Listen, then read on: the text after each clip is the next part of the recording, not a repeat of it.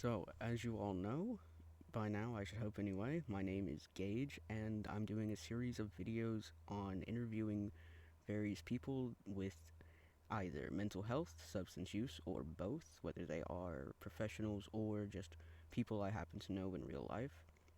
This guest is my friend in real life named Lily, and we're gonna talk to her today. So, anything you want to say about yourself before we get into the questions? Um, um, there's not a whole lot to say about me. I am 30 years old. I've had dealt with mental health issues and substance use disorders most of my life, and I am very open and I want to help people understand that things can be better if you try to go down the path of treatment. Epic, thank you.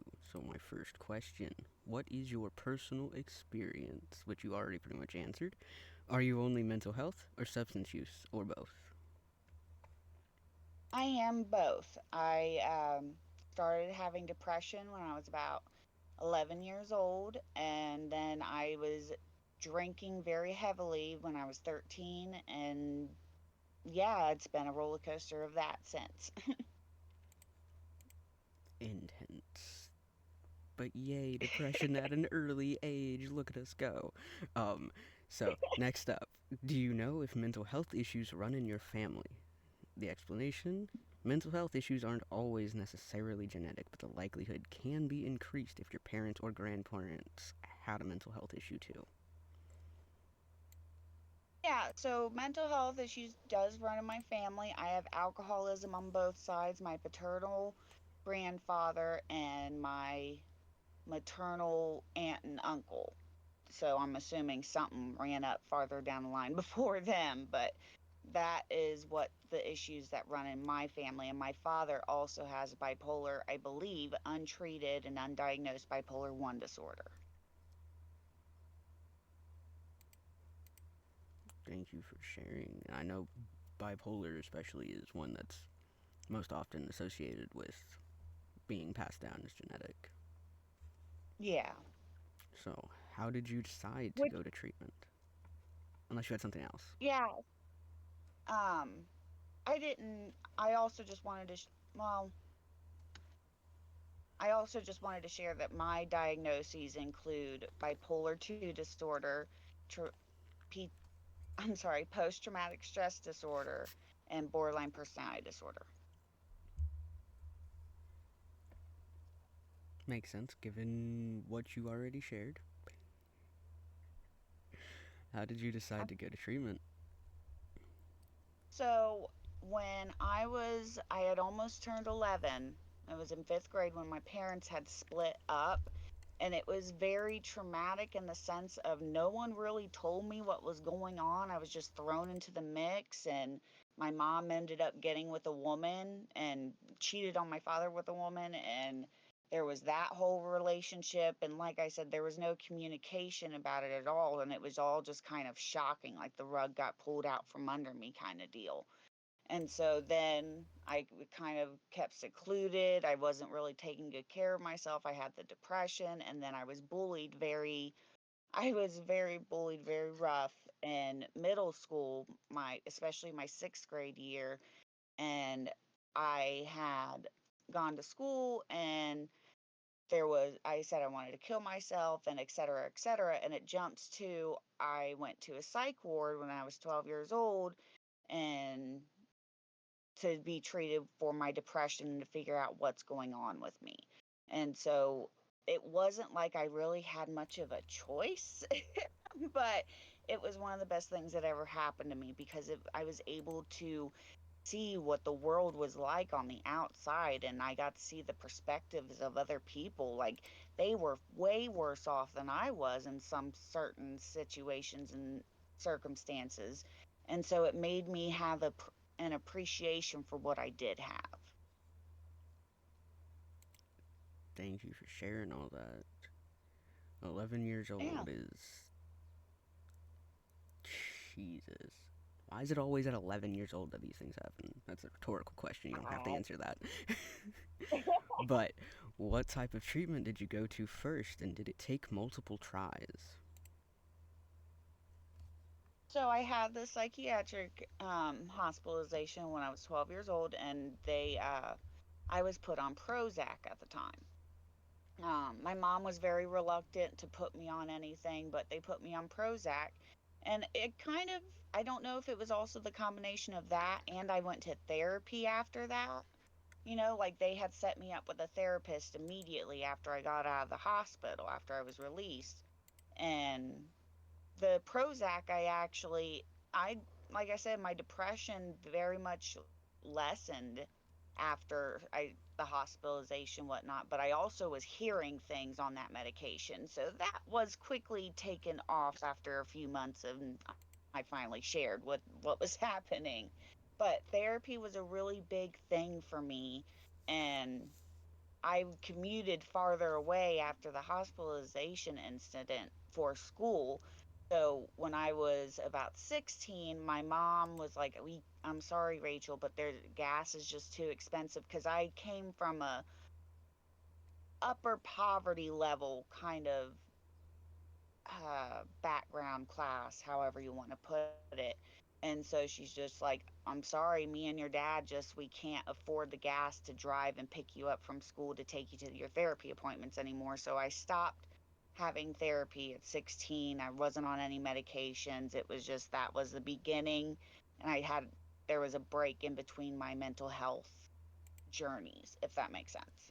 It does. It's an unfortunate issue when, as a child, you don't have the resources and you're reliant on your parents or primary caregivers, whoever that ends up being, if it's Yeah. not your parents. Like, and if they can't afford it, it's like, well, guess you're fucked. Yeah, Which is shitty, but exactly. it is what it is. Yeah.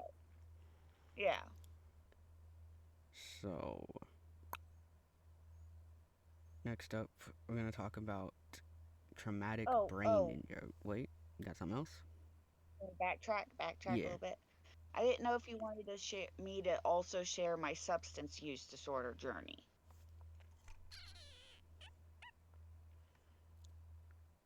sure, yeah, that would work. How'd you, Yeah, so, how'd you decide to go to treatment for that? well, see, that's the thing. I never went for treatment for that. Um, that whole thing happened because I started out drinking because, like, I remember the very first time I ever got drunk, I was 12 years old, and or maybe I was even 11. I don't know if I had turned 12 yet, but my um, aunt and uncle, and then my mom and her girlfriend, and would bring all the kids, and we would go on camping trips together, and the adults always partied.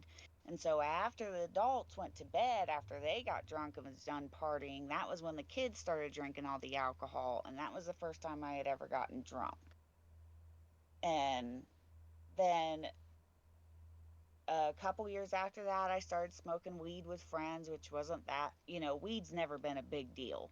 I'm still a pothead to this day. So, I mean, that's always been one of my saving graces. But I also got with a guy who was 17, and he came from a very bad home where he was an alcoholic at 17. And so going around him was when he got me to snort pills because I was having anxiety, like I was having an anxiety attack. And he was like, "Oh, here, baby, just snort these pills and it'll make you feel better." And so then I started snorting pills, and then I started drinking real heavily. And he turned out to be abusive. So he, um, after he and I broke up, I was really heavy into drinking. Like I was a functioning alcoholic going to school and getting A's and B's.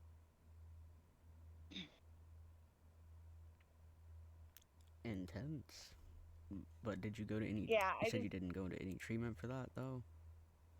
Yeah, no, so it's kind of what part of my coping skill has been, but it's also goes hand in hand in how it affected my bipolar and my borderline, because of Mm. especially the borderline, because um one of the treatment or not treatments, I'm sorry, I'm not thinking of the right word. one of the diagnostic criteria is that you have a reckless and self-endangering behavior, and that's one of the things that I have. Mm, makes sense.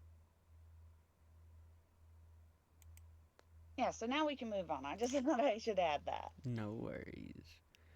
So, first, a traumatic brain injury, or a TBI, is a brain injury that's caused by an outside force to the skull and or brain. There are two types, one that's immediately noticeable, like the skull is penetrated and the brain tissue is directly damaged. The other is what happens after the skull is hit, the reaction of the brain from said hit. So, how has your mental health changed since your TBI? My traumatic brain injury happened when I was 17, just a couple of weeks. Um, when I was, I'm sorry, when I was 17, and I was in a severe car accident where my head was I hit my head on something very hard, and it damaged my temporal lobe where I had an epidural hematoma, which is a total brain bleed. So when they took CAT scans of my brain, there was no lines indicating the folds of the brains. It was all just a red smear.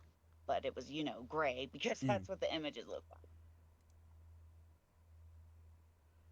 And so, how it had changed since then is basically I became a completely different person through all of my past traumatic experiences leading up to my TBI. I was a fiery person who was ready to bring the world down, and I was ready to go out and get whatever I wanted. And then after my traumatic brain injury, I changed as a person to where I had a softer side that I was hiding that was just permanently out now. And my depression had gotten worse because I had lost my job. I wasn't going to school. When I had went back to school, I had to do twice as much work as everybody else because I had to make up for all the work that I had lost. And I was not all that mobile because of all my injuries. And so I was put on Lexapro, about like a 20 milligram dose of Lexapro to just kind of get me out of that funk that I was in, be that just, that overwhelming shroud of darkness around you. makes sense. You got a med change along with all of that super exciting nonsense.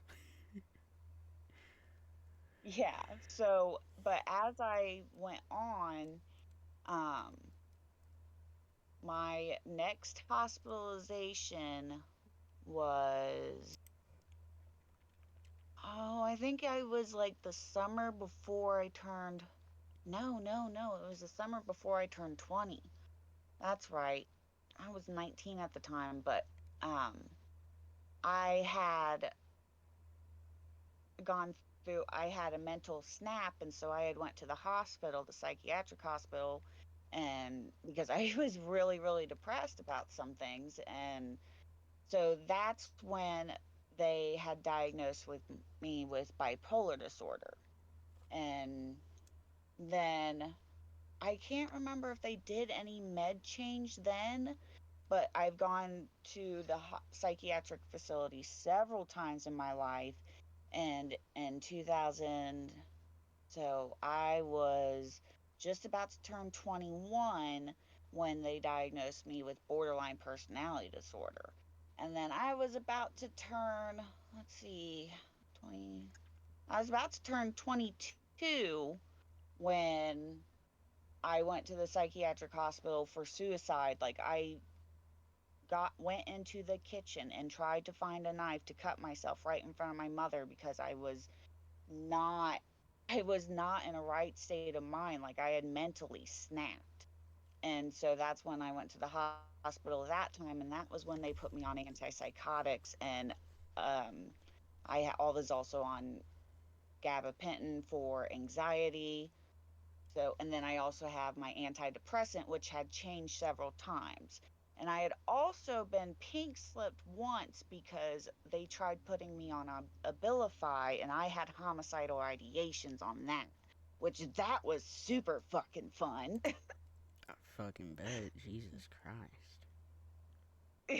So, There was that, and but ever since they put me on the antipsychotics, I'm on a very low dose compared to a lot of people, but I have had manic episodes where they had to put me on like no, I think it was, yeah, on like 300 milligrams at night and then 100 milligrams during the day.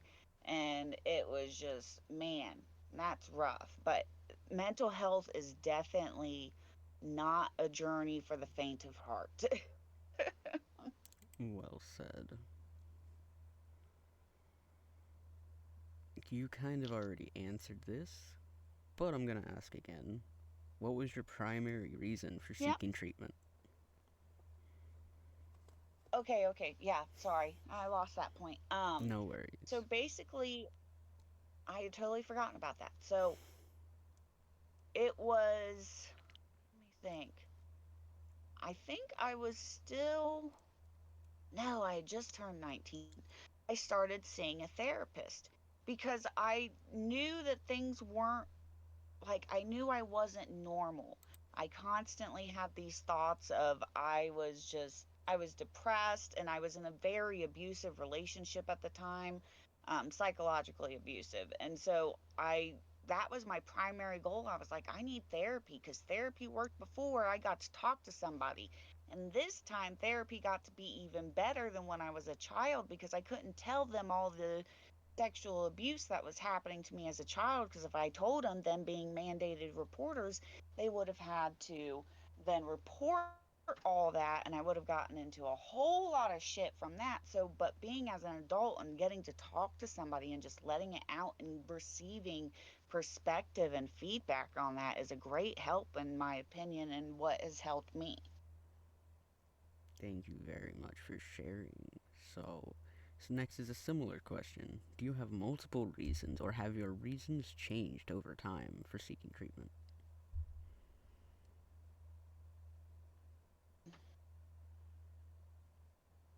Always, so when you go to therapy, you have to have a plan. You have to have a practice plan set in place, and what your goals are in therapy and psychiatric medication.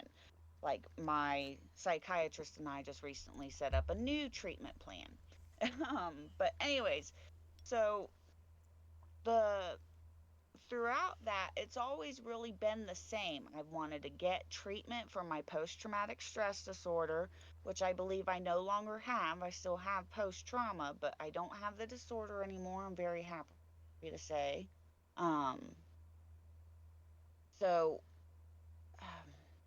and managing my bipolar and managing especially my borderline symptoms, like anger being one of them for a while. But it all just kind of fluctuated and what was going on with me at the time and what my health issues had been it and getting treatment for that. Because when I had after so they told me after my first brain injury, they said you can't have another one or else. Well, now after a couple more, I am living the or else.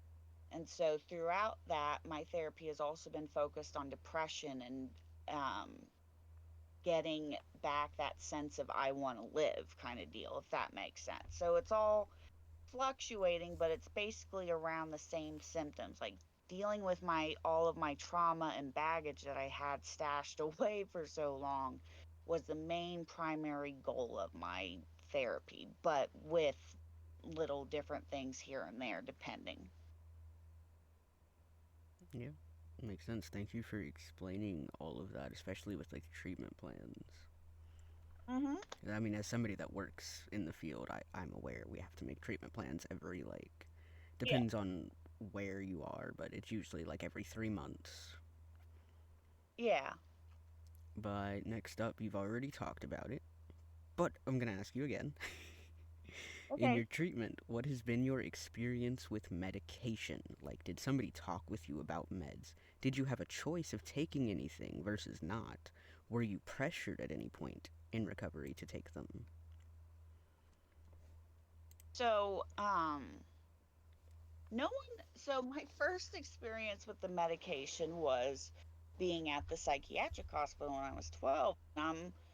the doctors are telling me the benefits of these antidepressants with because they had diagnosed me then with dysthymia, which is kind of like double depression. You're either depressed, or when you're not depressed, you just kind of have this constant cloud over you. That's the simplified version of the answer, or definition anyways, of that. So I was like, yeah, I'm actually kind of down for it. And my mom was reluctant to do it, so she didn't do it until the very last day when I was supposed to be released. And because of that, they kept me 2 more extra days, which really pissed me off. And I had to go settle down in the quiet room. But that was my experience with medications the first go rounds. And then my mom actually came and talked to me and said, "Hey, do you want to be put on an antidepressant?" After I had my accident, after I had my first initial brain injury, she came in my room and talked to me about it because she could tell when I was depressed and when I wasn't when I began living with her, kind of deal.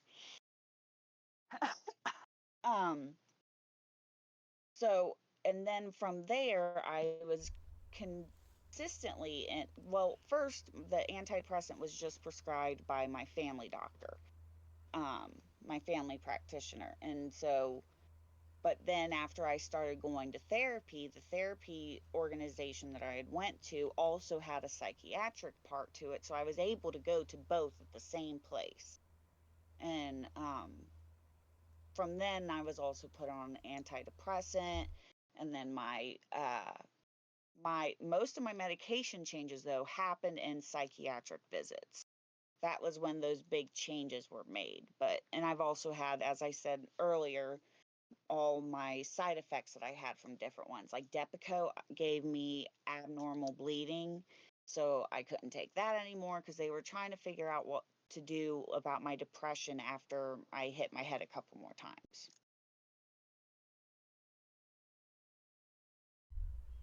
So you've had a lengthy experience with meds, and it what Yes, eventually yes, I became a have. choice.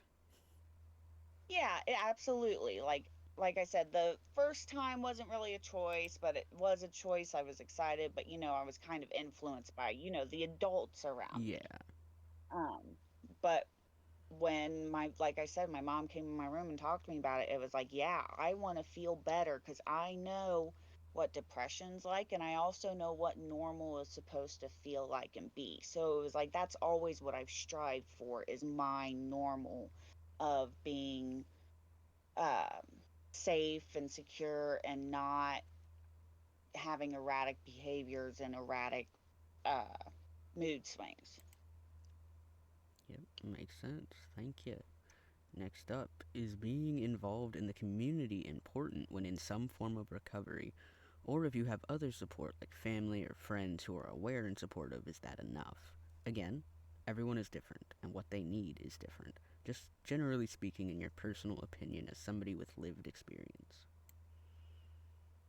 So that one's it's weird for me. I'm a big outlier in the sense of not a whole lot of people has gone through the experience I have. And that's the case with everybody, but I when especially going to classes and then telling me the statistics about, sexual experiences, and I'm like, I am so outside the line of average. But anyways, sorry to get off point. So my family has always been my core structure of support. Like my sister, even when I was going through my depression before that first hospitalization, she tried, like, she got me proactive to try to make my face clear up. Like, she's always been there as a big support. And even though my dad has bipolar disorder and there was this whole trauma of living with him, really big trauma about living with him. He's always been like my person that I could go to. Like we kind of have this relationship where we call each other by our middle names. If we just want to drop the father and daughter thing and just talk like we're just people, So, I mean, family's always been a big support for me. And when it comes to the group support, I've always thought about going to therapy, like group therapy sessions for my drinking, but I've always just kind of figured out what I needed to do. I just needed to put the drinks away and focus on making myself healthy, like happy and not depressed or anything, wanting to drink or angry or pissed off or whatever. But I had gone to group therapy for post traumatic stress. And it was just very weird because, like you said, everyone is different, everyone has their own experiences. But I always felt like I was overbearing in my sharing. Like this one chick, she was, when she was sexually abused, she just didn't want to dress up. She didn't want to, she wanted to basically hide in herself, which I get it. There's all different types of reactions where you have me, on the other hand, with all my mental health issues, just exploding with owning my sexuality and using it as a power tool to try to keep myself safe on the other side of it. So when I'd share, I felt as though I was being overbearing in my opinion, even though that's not what I was trying to do. It was just, like I said again, I felt like an outlier that I couldn't really get with. Does that make sense what I'm trying to say? Yeah, not to overgeneralize, but it sounds like a very common experience with borderline, especially. Yeah. But thank you as always. So Yep. I'm gonna skip to this question because you've already answered it, so we're just gonna blow through it really quick. Okay. Did you go to therapy, and was it by choice? Did you have more than one therapist? Are you still in therapy? Do you feel like you'll ever finish being in therapy, or do you think you'll always be in therapy, even if your frequency is low? Okay, so this is a fun question that I have more to add. So, yes, I had went to therapy, as I said earlier, multiple different occasions. Yes, it was by choice.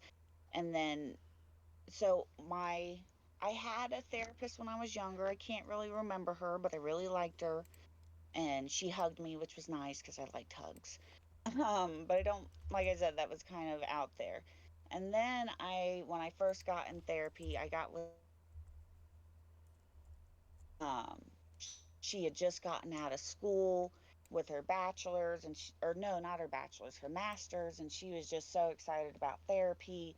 And and then not long after that, I started going to school for psychology. So she was really fun of a therapist to talk to, and she was open, and I could talk to her like, hey, I finally get why I have so much turmoil inside of me. It's because of the Freudian id, superego, and ego thing. And like, it was just, she was awesome to be around.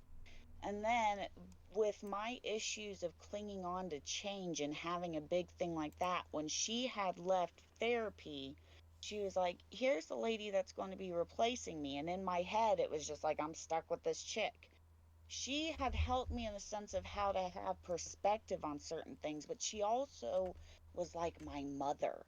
Like, I had this huge blowout with my relationship previously and a bunch of drama with that, and I did not tell my therapist about it.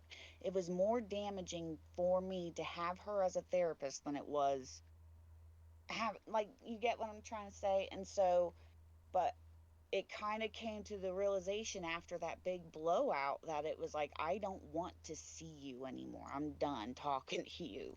So then I go to this another lady, which, real quick, it's never been that I ever cared if I ever saw a woman or a guy therapist because I know that's a choice. This was just who I was saddled with. But anyway, so I talked to this. My next therapist was a lady, middle aged woman, and she was super nice and she was super smart. And by this point, I became very self aware of what was going on inside of me. And she helped me greatly in making strides with EMDR therapy and processing my post traumatic stress issues and just managing all the other issues that is handling my emotions in different situations. And I actually am not going to therapy anymore. I graduated therapy last May. So hooray! Oh shit, look at you go. Proud of you. I Happy for know, you. All right? that. Thanks. I still see my psychiatrist. My The place where I had gone to therapy merged with a big hospital name, and so a lot of people left, and my psychiatrist left, and she was the best psychiatrist. Oh, dude, I've had so many psychiatrists too. This is another story. Okay. So, um, my current psychiatrist now, I went and followed her to her practice, and I really, really like her. And she's basically my therapy now. Like, I go every couple months to see her, say, yeah, my meds are okay, and just kind of tell her what's been going on in my life. So I still have therapy, but just not in a therapeutic way. But so, anyways, if we're going to go back to the psychiatry, so I had several psychiatrists in my life. And like I said, I don't really remember how the psychiatry worked when I was younger, but my primary care physician was the one who prescribed me the antidepressants. And then after I went to therapy and went to psychiatry, I saw this one psychiatrist and I really, really liked her. She was really nice and was wanting to talk to me about everything. And then I had another psychiatrist tell me that I did not have I did not have bipolar disorder just because I didn't have nights where I didn't sleep. Where in my defense, also, I had been taking melatonin and other medications to try to make me sleep since I was 14 years old. So her telling me that like really got under my skin and pissed me off. And thank God I never saw her the fuck again. Ugh, that was just ignorant. But anyways, and then I went to this one bitch who, oh my lord, she never fucking listened to me. Like she would just sit there and look at her computer screen and then ask me questions, but not really listen to my fucking answers. Like I have walked out of that building where my mental health practices where they were so many times yelling, like on screaming at someone that I'm talking to on the phone or just like venting, like this fucking bitch ain't fucking listening to me. Like it was bad. It was really, really bad. And then I had Just, another chick that I really, really liked. And then I went to the chick that I have now, which I fucking love her. She's the shit. yeah, just goes to show within all of the professions across the board, you will have good and bad. Yes. And I've experienced them both. So you've already answered this, but I'm gonna ask you again because we love repeating ourselves. Yeah. In treatment, did you have group therapy or group sessions? How did you feel about it at the time and now? And then have you sought group therapy on your own? So I have not sought group therapy on my own. I kind of fiddled with the idea, but I never did it. So just move on. So in treatment, yes, you were consistently in group therapies and all different types of group therapies when you're in psychiatric hospitals. I have been probably more than I'd say about a dozen times, maybe a little less than a dozen times. I've been to psychiatric hospitalization treatments. And those group therapies, like I remember when I was a kid, like I when I went to the hospital, I remember in group therapy, I was just like, man, I just can't stand how my mom wants me to check on her every hour on the hour when really I wasn't even really living with her. I was living with my father at the time, kind of with her. And I remember this one girl told me that's because she loves you.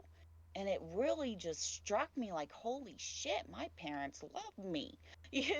Like I really got to try to understand where they're coming from, even if my mom was this whole dramatic situation and don't need to get too far into it. But, anyways, so it really helped put perspective in things. Like, that's just the biggest part about it is you getting perspective.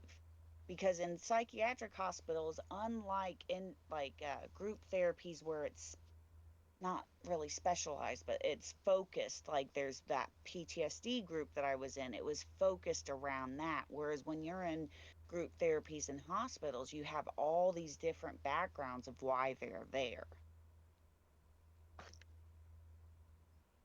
Well said, yeah. So, next. Relapse, whether it's mental health related or substance, happens. How do you or did you react at different times in your recovery? How did you and those around you, if you had support, handle it? But before you answer, like I said, relapse happens. But how did you return to your recovery journey after that? You can be as detailed or not as you like. And by relapse, just to So, clarify, I mean returning to old behaviors and things like that. yeah, so this so I had a lot of relapses and it was never something I was ashamed of. I mean, maybe in the very beginning because I kind of had that stigma attached to it of I'm not good enough. But after how much it had helped me after going, it was just kind of like, screw it. If it's a relapse, it's because I want to keep trying to get better. It's not it's not a relapse as in I'm a failure, you know what I mean? So that was a really big thing for me.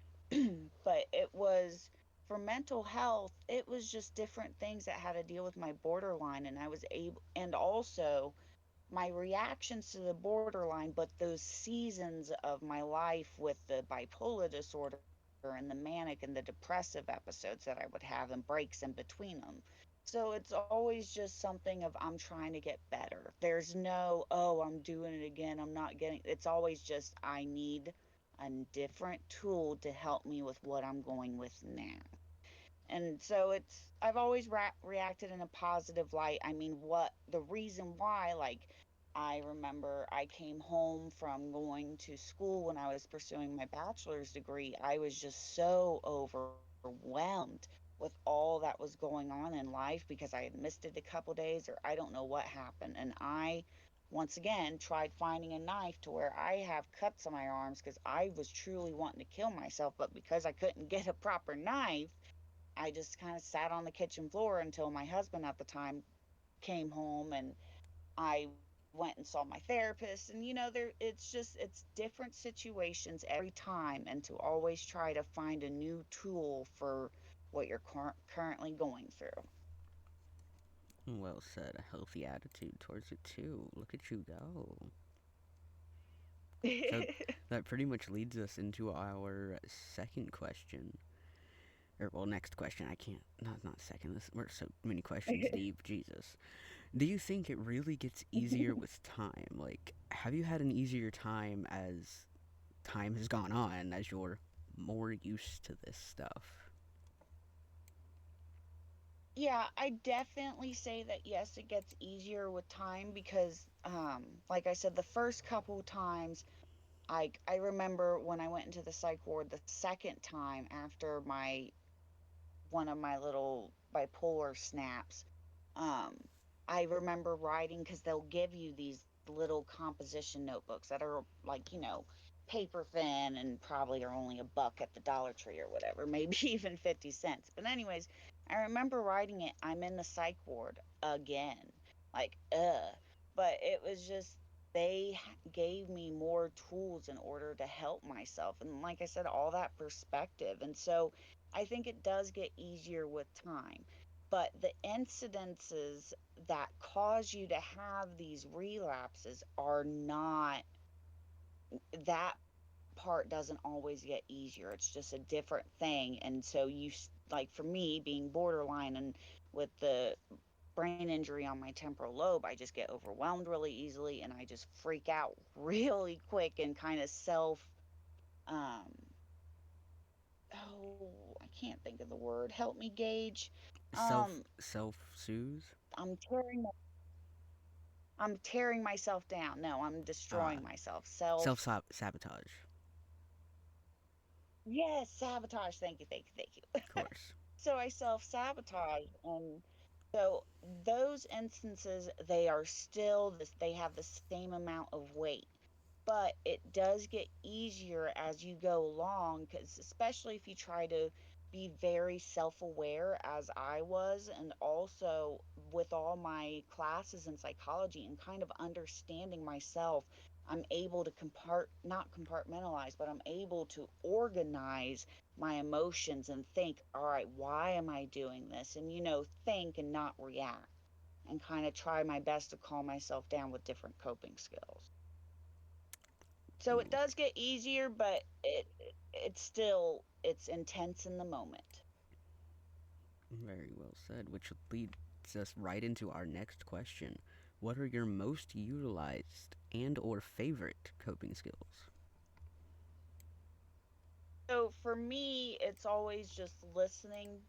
So for me, smoking weed, I gotta have a joint because I have had so many brain injuries. I don't believe my synapses and neurons fired the way that they used to. So smoking helps me kind of reignite those neurons, even if temporarily. They help me kind of focus and reorganize my thoughts and think, all right, this is what is happening to me on the inside.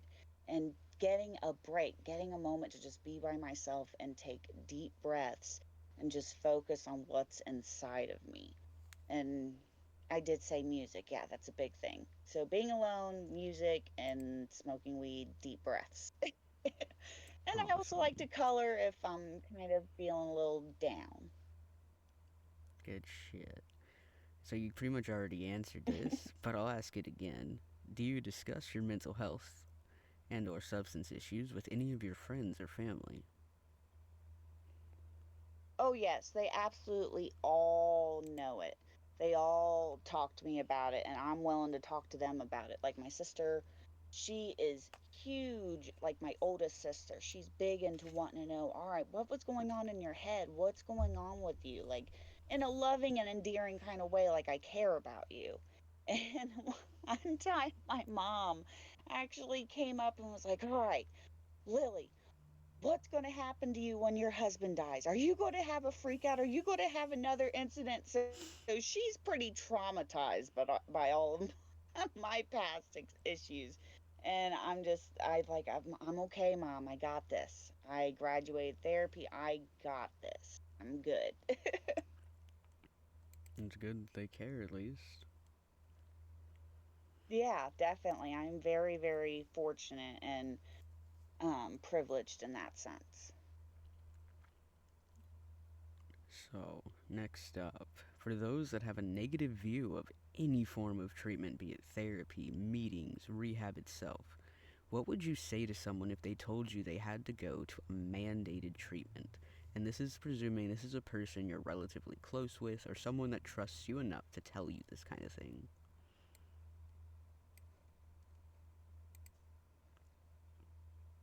A negative viewpoint, then you obviously never tried it. You never put in the effort. And if you have mandated therapy and you are reluctant to it, nothing's going to change and you're going to continue to dig yourself further into the rut. And that's with anyone that has any issues with mental health. You have not tried it to use it to your advantage because the tools are there. You have the opportunity. So just take the bull by the horns and ride that bitch. Very well said. Thank you. Our last question. If there was one thing you could impart to someone considering treatment, what would it be? So, always, I think the biggest thing is you always need to be honest with your therapist, psychiatrist, anybody, even if you are afraid of the results. Like, I went to the hospital when I was on Abilify. I went to the hospital several times to be like, hey, something is not wrong in my head. And that turned out it was rough. It was a very hard time, but I got through it and I came out better on the other side. You have to put in the work. You cannot just say, oh, all right, whatever you say, and then go home. When the therapist gives you homework, you actually do that motherfucking homework. Okay? You got to put in the work, and you are not saddled with just one person. If you do not like them, you find another one, because I guarantee you there will be someone out there that can help you so much. You just got to find the person and not. And the last thing is don't give up. It is hard. I know it too well. But if you don't give up, you will always find out what's on the other side of that scary trench or that whatever it may be in your head.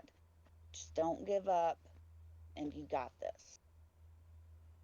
Very well said. Thank you, Lily. It has been a pleasure to have you on today. That was my last question. Anything else you want to add before we end this?